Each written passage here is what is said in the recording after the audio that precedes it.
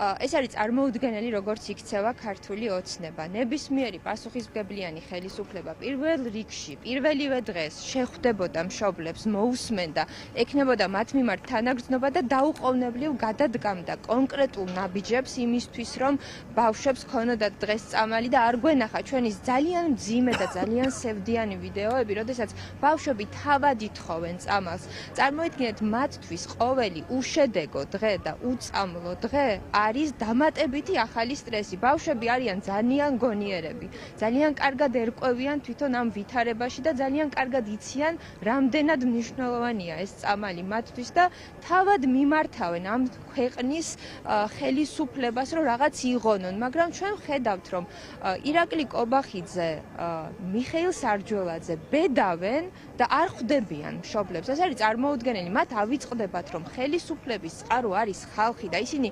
ვალდებული არიან ემსახურონ საკუთარ მოქალაქეებს და ამის ნაცვლად ეს მაღალფარდოვანი სიტყვებით, რაღაცა ტყუილი დაპირებებით მიხეილ სარჯველაძე იმედის ეთერით ელაპარაკება ამ ადამიანებს, ნაცვლად იმისა, რომ აი მოვიდნენ აქ, დაელაპარაკონ და ძალიან ბევრ სასარგებლო და საჭირო ინფორმაციას მიიღებენ ამ ადამიანებისგან. როგორც ჩანს, ახლა მე თვითონ ვუსმინე, თავად მინისტრს არ აქვს საკმარისი ინფორმაცია და მინდა გითხრათ, რომ მშობლები ძალიან კარგად არიან გაცნობიერებული იმაზეც თუ რა და რა არჩევანი არსებობს, რა და რა წამლის შემოტანა იქნებოდა უპრიანი და უკეთესი და შეუძლიათ რომ მათთან ერთად გაიარონ ეს საკითხები და დაელაპარაკონ, მაგრამ ამისთვის საჭიროა რომ იგრძნონ მათაც რომ ადამიანები არიან, მე ამ ქვეყნის ხელისუფალზე მაქვს საუბარი, იგრძნოს რომ ჯანდაცვის მინისტრია მიხეილ სარჯველაძე, იგრძნოს ირაკლი კობახიძემ რომ ამ ქვეყნის პრემიერ-მინისტრია და მოიქცნენ სათანადოდ შეხვდნენ მშობლებს დაელაპარაკონ და გადადგან კონკრეტული ნაბიჯები, რომ ჩვენ აღარ ვნახოთ ისეთი ვიდეოები, როგორც გავრცელდა და სადაც ბავშვები საკუთარ წამალს, საკუთარი გადარჩენისთვის ითხოვენ წამალს. კი ბატონო, ქალბატონ ქეთი, რა არის ამ შემთხვევაში რაღაც ესე ვთქვათ, ფიზიკურად ადგილზე ყოფნის და სოლიდარობის გარდა, რაც შეგიძლიათ გააკეთოთ თქვენ ამ შემთხვევაში, როგორც პოლიტიკურ პარტიას, რომ დაეხმაროთ მშობლებს მინიმუმ იმაში, რომ ისეთი ფორმით გამოხატონ მათ ეს პროტესტი, როგორც თავად მიაჩნიათ სწორად. პირველ რიგში მე ვიტყვი იმას, რომ ჯერთი სოლიდარობას ძალიან დიდი ძალა აქვს და ერთ-ერთი რისაც ძალიან ეშინია ქართულ ოცნებას არის ხალხის გაბრაზების, დიდი ტალღის. ისინი აი მე ვხედავ ეხლაც ფანჯრებიდან იყურებიან, ფოტოებს იღებენ, თვლიან რამდენი ადამიანი მოვიდა. მე ვისურვებდი, რომ აქ გაცილებით მეტი მშობელი მენახა. ადამიანები, რომლებიც უბრალოდ მოვიდოდნენ და სოლიდარობას გამოხატავდნენ ამ ადამიანების მიმართ და აქ აუცილებლად ხაზი მინდა გაუსვა, რომ აქ არ შეიძლება იყოს საუბარი, რომ ვიღაც სხვა პოლიტიკური შეხედულების არის, რომ ვიღაც ქართულ ოცნებას უჭერს მხარს. ზუსტად ქართული ოცნების მხარდამჭერებსაც მინდა მივმართო. მათთვისაც ძალიან მნიშვნელოვანი პროცესია ეს, იმიტომ რომ ღმერთმა ყველა დაიფაროს, მაგრამ არავინ არ იცის ხვალ ვის დასჭირდება, სხვა თუ იგივე წამალი, არავინ არ იცის რა მოხდება, ხო? ამიტომ მათ ეს უნდა გათვალონ რაღაცნაირად და თავადაც მიიღონ ხელისუფლების გაჯანსაღებაში მონაწილეობა და მოვიდნენ და ამ მშობლებს დაუდგნენ გვერდით. ეს არის ძალიან მნიშვნელოვანი და კიდევ ერთი რაც ძალიან მინდა რომ აღვნიშნო არის ის, რომ ჩვენმა არსებულმა ხელისუფლებამ ისეთი ქვეყანა შექმნა, სადაც სამთავრობო მანქანების შესყიდვებისთვის მილიონები იხარჯება, ხო? სადაც პოლიციის აღნიშვნისთვის ერთი დღე რო აღნიშნონ მილიონები იხარჯება, სადაც სპექტაკლს დადგამენ და 8000 ლარზე მეტი იხარჯება განათებისთვის და ამ შემთხვევაში ამბობენ, რომ თანხები არ აქვთ და რაღაც სხვადასხვა მიზეზებს იგონებენ. ეს ხომ აბსურდი. ამას ხო ყველა ხვდებით, რომ ქართული ოცნება იტყუება ყველაფრისთვის აქვთ მათ თანხები, რისთვისაც თავად თვლიან, რომ უნდა კონდეთ და ყველანაირ რესურსს იყენებენ, სახელმწიფო რესურსებს იყენებენ პირადი მიზნებისთვის. ხედავთ გაფლანგულ თანხებს ბაგაბაღებისას, ხედავთ გაძარცულ ჯარს, ხო? ეს ყველაფერი ჩვენს თვალწინ ხდება და ამ ბავშვებისთვის, აი ამ მშობლების შვილებისთვის არ მოიძებნა წამალი, არ შემოაქვთ, არ ხვდებიან, არ ელაპარაკებიან. ეს არის წარმოუდგენელი ამბავი და მე ისევ საზოგადოებას მინდა მივმართო, რომ ძალიან მნიშვნელოვანია მათი აქტიურობა, ძალიან მნიშვნელოვანია მოვიდნენ და დადგნენ მშობლების გვერდით იმისთვის, რომ ისევ ვიმეორებ, ჩვენ აღარ ვნახოთ ისეთი სევდიანი ვიდეოები, რომელიც თავად ბავშვებმა ჩაწერეს და თავად ითხოვენ საკუთარი სიცოცხლისთვის და ჯანმრთელობისთვის წამლის შემოტანას. კი ბატონო, ქალბატონ კეთი, როგორ ფიქრობ, პრემიერის ნაწილსაც მინდა რომ შევეხოთ, ერთ-ერთი მოთხოვნა, ესე ვთქვათ, ბუნებრივია წამალთან ერთად, რაც აქვთ ამ ადამიანებს არის, რომ პერსონალურად ირაკლი კობახიძეს შეხვდეთ მათ და მოусმინოს მთავრობის მეთაურმა, რასაც არავითარ უკავშირს ვერ ვხედავთ. უფრო მეტიც, როდესაც მათ ჰქონდათ შეხვედრები ჯანდაცვის მინისტრთან, ბატონ მიხეილ სარჯოლაძესთან, აი ამ შეხვედრასაც არ ახასიათებენ, ესე ვთქვათ, პოზიტიურად, მე გუშინაც მქონდა ეთერი ამ თემაზე, სადაც მშობლები იყვნენ ჩემი გადაცემის სტუმრები და უფრო მეტიც ამბობდნენ, რომ ამ შეხვედრაზე მინისტრის მხრიდან რაღაცა მინიმალური თანაგრძნობაც კი ვერ დაინახეს, არათუ რაღაც სხვა ტიპის დახმარებაზე არის საუბარი. აი პრობლემას რატო წარმოადგენს, რომ მინიმუმ მოусმინოს აი ამ მშობლებს პრემიერ-მინისტრმა, როგორ ფიქრობ და როდესაც არსებობს, გუშინაც საუბრობდით ამაზე, აი აქონდროპლაზიის მქონე ბავშვებთან დაკავშირებით მაგალითი, რომ პროტესტმა შედეგი გამოიღო, წამალმა რაც თავარია შედეგი გამოიღო, მედიკამენტმა, ხო, რასაც ითხოვდნენ აქონდროპლაზიის დიაგნოზის მქონე ბავშვების მშობლები, აი ასეთი პრეცედენტი როდესაც არსებობს, რატომ არ არის პრიორიტეტული სახელმწიფოსთვის, რომ მოусმინოს ამ ადამიანებს და დაეხმაროს ბუნებრივია. იცი რა, მე ჩართვის დასაწყისშივე აღვნიშნე, რომ როგორც ჩანს ირაკლი კობახიძეს და მიხეილ სარჯოლაძეს დავიწყდათ, რომ ხელისუფლების წყარო არის ხალხი და ისინი ვალდებული არიან, რომ ემსახურონ საკუთარ მოქალაქეებს. ეს აბსოლუტურად დავიწყებული აქვს და რაღაც სირაქლემის პოზას მიმართავენ და თითქოს თუ ამაზე რეაგირება არ ექნებათ, პრობლემაც არ არსებობს.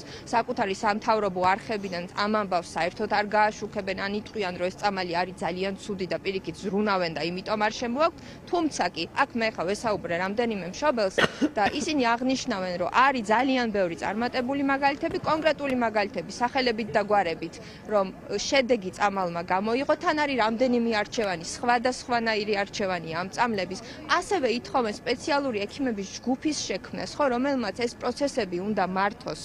ამიტომ ძალიან მნიშვნელოვანია მთელი ეს პროცესი დავინახოთ დიდ სურათში და დავინახოთ რას ითხოვენ ეს მშობლები. ეს მშობლები არ ითხოვენ, რომ აი დღესვე რაღაც საოცრება მოხდეს და აი აქ გაჩნდეს წამალი. მშობლები ითხოვენ, რომ დაიწყოს პროცესი, შეიქმნას მედიკოსების ჯგუფი, გაკეთდეს დასკვნა, რომელი უკეთესი არის, ისთვის არის უკეთესი, ვის რომელი უფრო მოუხდება. ანუ ამაზე მსჯელობა უნდა დაიწყოს და თუ ისინი არ გამოვლენ, თუ ისინი მშობლებს არ შეხვდებიან, მსჯელობა როგორ დაიწყება, ანუ ხო უნდა დაიწყოს რაღაცნაირად პირველი ნაბიჯები ხო უნდა გადაიდგას. აი ეს შეხვედრა იქნებოდა პირველი ნაბიჯები, მაგრამ სამწუხაროდ მაინც იქამდე მივდივართ, რომ ქართული ოცნების პირობებში უკეთესობა არ გვექნება მარტივად. ხედავთ, რომ რაღაც პროგრესი არის ხოლმე, მხოლოდ იმ შემთხვევაში, როდესაც საზოგადოება ძალიან გაბრაზებულია და მე მოვუწოდებ საზოგადოებას, რომ სწორედ ის მომენტია ეხლა, რომ ძალიან უნდა გაბრაზდეთ, იმიტომ რომ საქმე ეხება პატარა ბავშვების ჯანმრთელობას და სიცოცხლეს. ამიტომ ამაზე მნიშვნელოვანი არაფერი არ შეიძლება იყოს, ვიდრე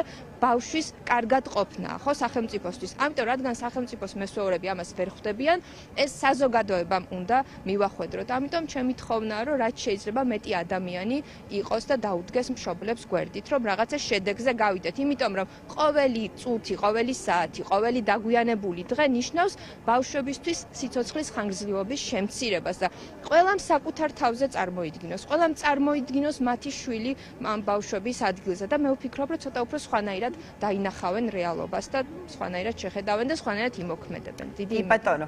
და ქალბატონ კეთი, ასეთ დროს როგორი არის სახელმწიფოს პრიორიტეტები და დავაზუსტებ, რატომ მკითხულობ, ისევ გუშინდელ ეთერს ვუბრუნდები, სადაც მამაკუნა ყველასთვის კარგად ცნობილი პეტრეს დედა იყო ასევე ჩვენთან ერთად აქონდროპლაზიის დიაგნოზის მქონე ბავშვის მშობელს გულისხმობდა. აი მაკუნამ თქვა ესეთი რაღაც, რომ თავიდან როდესაც პროტესტი დავიწყეთ, იმიტომ რომ სწორედ იმ გზას გადიან ახლა ეს მშობლები, რა გზაც გაიარეს შარშან წინ სწორედ იმ ადამიანებმა. ხო თავიდან რომ მქონდა უხერხულობის განცდაო, რომ ძალიან ბევრს ხომ არ ვითხოვ სახელმწიფოსგან და ამ ნაწილში მინდა რომ დაგისვათ კითხვა, იმ გარემოებების გათვალისწინებით, როდესაც ვხედავთ, რაში იხარჯება სახელმწიფო ბიუჯეტი, რა ფინანსდება, რაში მიდის მილიონობით, ასეულობით მილიონი ლარი. თავადვე გვაჩვენებენ კორუფციას, რამდენს იპარავენ აი ამ ჩვენი გადახდილი, გადასახადებით შევსებული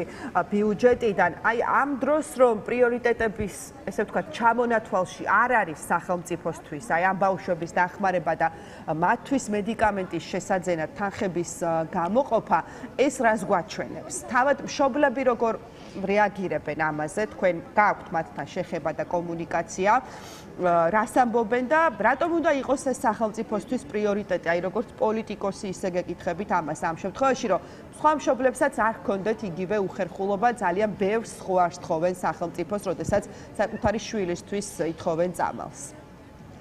კი მე ვუყურე თქვენს გადაცემას, ნამდვილად ძალიან საინტერესო და ძალიან ინფორმაციული იყო გადაცემა და პირველ რიგში მინდა ვთქვა ის, რომ ჩვენი სახელმწიფოს მაღალ ჩინოსნებს როგორც ასეთი ბავშვი ამათთვის არ არის პრიორიტეტი. ანუ სახელმწიფოს სახეს აჩვენებს რა? ის რომ სახელმწიფოში როგორ ცხოვრობენ მოხუცები და ბავშვები, ხო? აი ჩვენ ვხედავთ საქართველოში რომ მოხუცებიც ძალიან ცუდად ცხოვრობენ, იშვიათი გამონაკლისის გარდა და ბავშვები სასიცოცხლოდ მნიშვნელოვან წამალს თხოვენ ხელისუფლებას, მაგრამ ხელისუფლებისგან პასუხი არ არის. შესაბამისად, აქაც მივდივართ იქამდე, რომ ერთადერთი გამოსავალი რაც არის ძლიერი პროტესტი, აი ამ დიდი usამართლობის მიმართ. მე მგონია, რომ ეს არის გამოსავალი, რომ რაც შეიძლება მეტი ადამიანი გაბრაზდეს იმაზე, რომ ჩვენმა სახელმწიფო წარმომადგენლებმა ვერ მოძებნეს რესურსი ბავშვებისთვის. ამაზე ძალიან უნდა გაუბრაზდეთ უყოლა. ეს წარმოუდგენელია, იმიტომ რომ თუ სახელმწიფო არ უვლის ბავშვს, აბა ვის მოუვლის? არც არავის და მაგიტომ არის, რომ ეს ჩვენი ქვეყანა უკან და უკან მიდის. ცოტა ვაგვიანებთ ხოლმე პროტესტსაც, რეაქციებსაც, ძალიან ბევრს ვპატიობთ. შესაბამისად, ქართული ოცნებაც უკვე მეოთხევადით დარჩა და გვიბედავს იმას, რასაც გვიბედავს. ამიტომ ეს ყველაფერი დიდ სურათში უნდა დავინახოთ, თითოეულმა მოქალაქემ უნდა იგრძნოს საკუთარი პასუხისმგებლობა და უნდა ვიმოქმედოთ. ყველამ ერთად უნდა ვიმოქმედოთ და მხოლოდ მოქმედებაა გამოსავალი. გააქტიურება, იმის შეგრძნება, რომ ჩვენ პასუხისმგებლობა გვაკისრია თითოეულ მოქალაქეს, სამოქალაქო პასუხისმგებლობა და როგორც გული გვიკარნახებს, ისე უნდა მოვიქცეთ. სოლიდარობაა გამოსავალი და ძლიერი პროტესტია გამოსავალი.